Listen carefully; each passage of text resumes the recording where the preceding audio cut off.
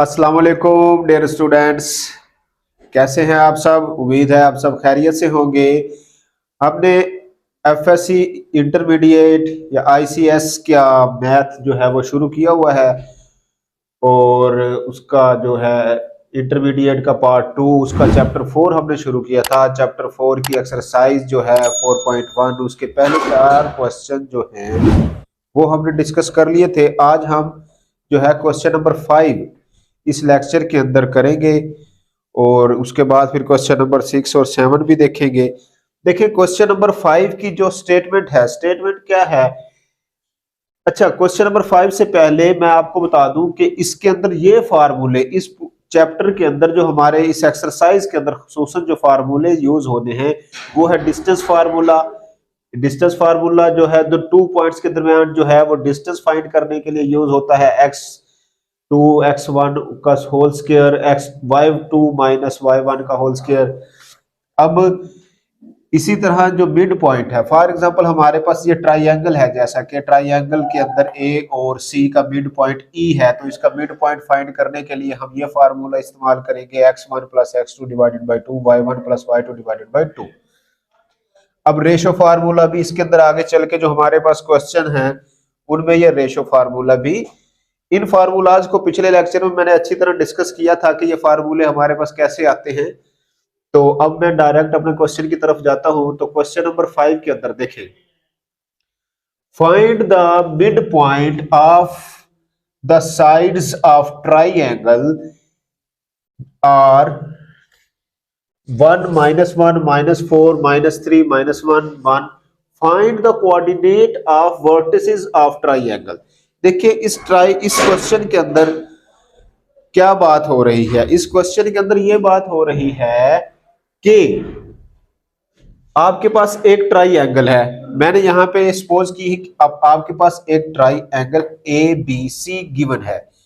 अब इस ट्राइंगल के जो मिड पॉइंट हैं, इनकी साइड्स के जो मिड पॉइंट हैं वो है हमारे पास डी क्या है 1 और -1, और ई क्या है -4 और 3, और एफ क्या है -1 और 1। ये तीनों साइड्स के मिड पॉइंट क्वेश्चन में गिवन है।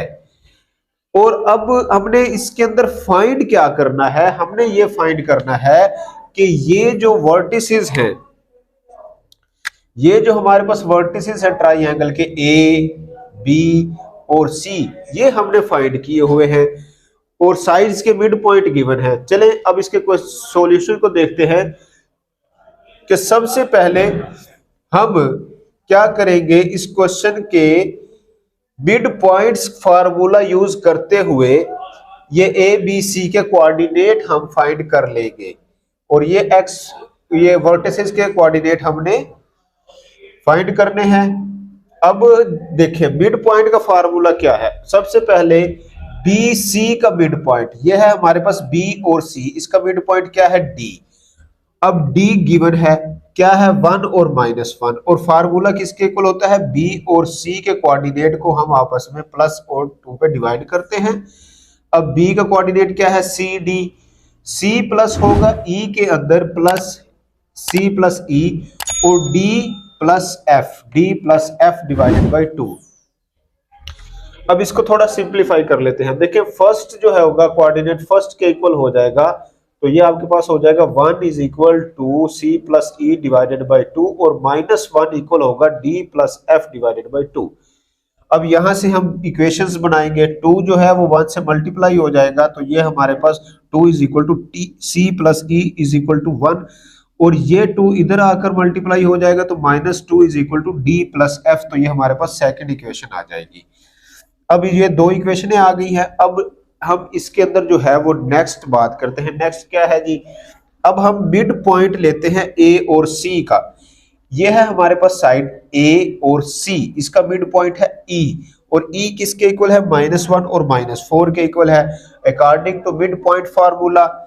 अब ए के जो कोऑर्डिनेट है बी और सी हमने सपोज किए हैं, और सी के कोऑर्डिनेट ई और एफ हमने सपोज किए हैं। अब फार्मूले के अंदर क्या करेंगे? देखिए first point A first point में ऐड होगा a plus E divided by 2। अब b plus F divided by 2 is equal to mid point. यही मिड पॉइंट का फार्मूला है। अब देखिए -4 जो होगा वो फर्स्ट कोऑर्डिनेट के इक्वल होगा और -3 जो होगा वो सेकंड कोऑर्डिनेट के इक्वल होगा। अब 2 जो होगा वो 4 से मल्टीप्लाई होकर -4 आ गया है, is equal to a plus ई।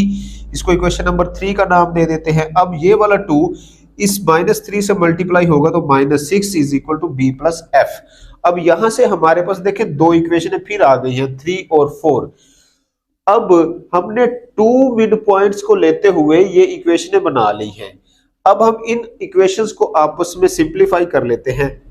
अब देखिए आपने याद रखना है कि इक्वेशन नंबर 1 और 3 को आपस में हम क्या करेंगे, सब्ट्रैक्ट करेंगे। इक्वेशन नंबर 1 में से 3 को सब्ट्रैक्ट किया और इधर से हमने क्या किया है, 4 में से 2 को सब्ट्रैक्ट करना है। कि यूं कह लें कि ऑड जो है 1 और ऑड नंबर है 3, तो 3 और 1 को हम आपस में हल करेंगे। जो इवन इक्वेशंस हैं 4 और 2 उनको आपस में हल करेंगे। अब देखिए इक्वेशन नंबर 2 में इक्वेशन नंबर 1 में से 3 को हमने डिवाइड करना है। अब इक्वेशन नंबर 1 ये है, इसमें से हमने सब्ट्रैक्ट की इक्वेशन नंबर 3। देखिए जी, अब ये इक्वेशन नंबर 3 को जब हम नीचे लिखेंगे तो हमारे पास ये साइन जो है इसके चेंज हो गए हैं। तो ये -1 माइनस ई और माइनस प्लस ई जो है वो कैंसिल हो गया। अब -4 -8 और -2 इज इक्वल टू -10। तो यहां से आपके पास आ जाएगा a माइनस सी। तो ये इक्वेशन नंबर आप इसको 5 का नाम दे लें। अब देखिए अब हमने क्या करना है कि इक्वेशन नंबर 4 में से 2 को माइनस करना है। इक्वेशन नंबर 4 ये है, -6 is equal to b plus F. इसको हमने ऊपर रखेंगे और माइनस इसमें से करेंगे इक्वेशन नंबर 2 को। इक्वेशन नंबर 2 किधर है, ये है -2 d प्लस एफ। अब हम इसको माइनस करें हैं तो ये साइन जो है ये चेंज हो गए हैं। अब देखिए f ये वाला प्लस और माइनस ये कैंसिल हो गया। अब b माइनस डी और -6 और +2 तो ये आ गया है हमारे पास -4। अब ये इक्वेशन नंबर 6 इसको आपने नेम दे लेना है, इसको आपने कहना है इक्वेशन नंबर 6। अब 2 साइड्स के मिड पॉइंट को लेते हुए हमने ये रिलेशंस बना लिए हैं। अब नेक्स्ट क्या करना है, देखिए एक साइड हमारे पास रह गई थी बी, ए और बी। अब ए और बी का यहाँ पे मिड पॉइंट ऑफ ए और बी इज, अब ए और बी का मिड पॉइंट क्या है, -1 और 1। अब फार्मूले के मुताबिक आपने इन कोऑर्डिनेट्स को ए और बी के कोऑर्डिनेट को प्लस किया, a plus C divided by 2 और b plus D divided by 2। अब फर्स्ट को इसके फर्स्ट के इक्वल रखेंगे और सेकंड कोऑर्डिनेट को सेकंड के इक्वल रखेंगे। तो 2 1 के साथ मल्टीप्लाई हुआ, -2 is equal to b plus c. ये इक्वेशन नंबर 7 आ गई है। अब 2 को इस प्लस के साथ मल्टीप्लाई किया तो 2 आ गया और is equal to b plus D. ये इक्वेशन नंबर 8 आ गई है। अब क्या करेंगे, अब हमारे पास ये देखिए इक्वेशन नंबर 7 और 8, इक्वेशन नंबर 7 और 5 को हम ऐड करेंगे। इक्वेशन नंबर 5 ये है और 7 हमने ये अभी ये वाली इक्वेशन 7 है। इन दोनों को ऐड करने से जब यहाँ पे ऐड करेंगे देखिए c और -c कैंसिल हो गया और a और a क्या आ गया है, 2a आ गया। तो 10 - 2 क्या आ गया है, 12। अब यहां से a की वैल्यू हमारे पास 6 आ गई है, 2 इधर आकर डिवाइड हो जाएगा। अब हमने इक्वेशन नंबर ये वाली 8 को और इक्वेशन नंबर 6 को ऐड किया तो यहां से हमारे पास ये d कैंसिल हो गया और b की वैल्यू हमारे पास आ गई है, b इज इक्वल टू -1। क्योंकि -4 में से 2 सब्ट्रैक्ट करेंगे -2 और ये 2 इधर आकर डिवाइड हो जाएगा तो -2 b की वैल्यू आ गई है। अब हमारे पास देखिए a और b की वैल्यू आ गई है। अब एक जो हमारे पास वर्टिसेस था a हमने फाइंड कर लिया है, स्मॉल a की वैल्यू -6 और स्मॉल b की वैल्यू -1। तो ये 1 वर्टिसेस हमने फाइंड आउट कर लिया है। अब a और b की वैल्यू आ गई है। अब आप देखिए इक्वेशन नंबर 5 के अंदर a की वैल्यू पुट करेंगे। इक्वेशन नंबर 5 है हमारे पास -10, is equal to a minus c. अब ए की वैल्यू हमने क्या फाइंड की है 6, तो ये आ जाएगा -6 is equal to -6 minus c. अब ए की वैल्यू -6, ये इधर आकर क्या हो जाएगी प्लस हो जाएगी, +6 इज इक्वल टू -c। और ये 10 में से 4 को माइनस करेंगे तो -4 आ जाएगा और ये आ गया हमारे पास c। अब देखिए माइनस और माइनस आपस में कैंसिल हो जाएंगे तो c की वैल्यू 4 आ गई है। अब c की वैल्यू भी निकल आई है। अब देखिए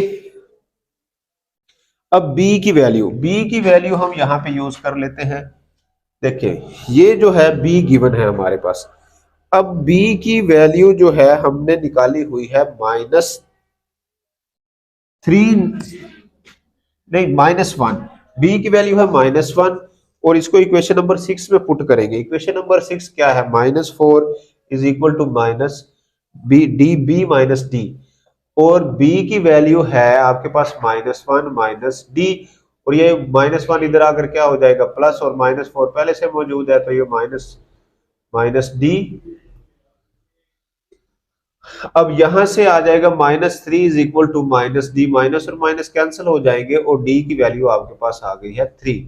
अब देखें यहां से हमारे पास जो सेकंड कोऑर्डिनेट है, जो सेकंड हमारे पास वर्टिसेस था,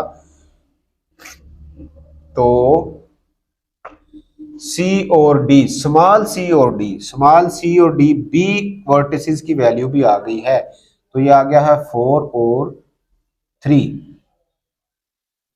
अब हमने निकालना है हमारा ये वाला कोऑर्डिनेट जो है, ये वर्टिसेस ये रह गया है। अब हम इसकी वैल्यू यहां से देखें, हमें चाहिए E और F। अब आप ये जो आपके पास इक्वेशंस हैं यहां से देखें, आपके पास F की वैल्यू कहां पे है, ये है इक्वेशन नंबर 2 में। इक्वेशन नंबर 2 आप लिख लें यूजिंग द इक्वेशन 2। इक्वेशन 2 क्या है, -2 is equal to D plus F। अब D की वैल्यू 3 है तो यहाँ पे 3 लिखेंगे प्लस F, और ये 3 जब इधर आएगा तो ये आपके पास हो जाएगा -3, और ये -2 पहले से मौजूद है तो F की वैल्यू आपके पास आ गई है -5। अब F की वैल्यू भी आ गई है। अब इक्वेशन नंबर 1 को यूज करेंगे क्योंकि हमारे पास C की वैल्यू है, C की वैल्यू कितनी है 4। अब यहाँ पे आप लिखें यूजिंग इक्वेशन 1। इक्वेशन 1 क्या है, 2 is equal to C plus E, और C की वैल्यू हमारे पास है 4 इज इक्वल टू 2, और ये इधर आकर माइनस हो जाएगी, 2 minus 4 is equal to E, और यहां से E की वैल्यू आ जाएगी -2।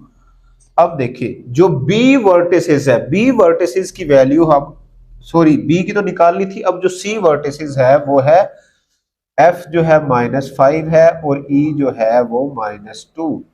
अब ये तीनों वर्टिसेस देखें हमने फाइंड आउट कर लिए हैं। जी डियर स्टूडेंट्स, ये था हमारा क्वेश्चन नंबर 5। तो उम्मीद करता हूं क्वेश्चन नंबर 5 जो है वो आपको अच्छी तरह समझ आ गया होगा।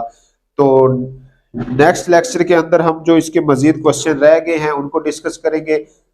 तब तक के लिए अपना ख्याल रखिएगा और हमारे इस चैनल का भी। अल्लाह हाफिज।